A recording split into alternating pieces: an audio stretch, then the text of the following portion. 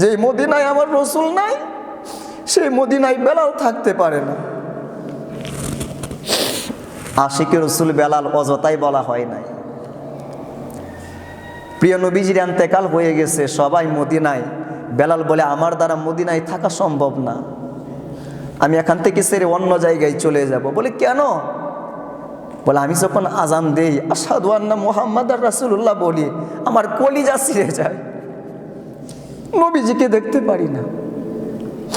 হযরত বেলাল চলে গেলেন, মদিনায় আর থাকলেন না। যে মদিনায় আমার রসুল নাই, সেই মদিনায় বেলাল থাকতে পারে না। বেলাল রাদিয়াল্লাহু তাআলা আনহুর ইন্তেকালের সময় সাহাবীরা চোখের পানি ছাড়তেছে, বেলাল না জানি কত কষ্ট হচ্ছে। হযরত বেলাল বলে কিসের কষ্ট? আমার তো এটা আনন্দের সময়। বলে আনন্দ মানে? কই ইন্তেকাল হইতে দেরি হবে, আমার নবীর সঙ্গে সাক্ষাৎ হতে দেরি হবে না, এটাই তো আনন্দের সময়।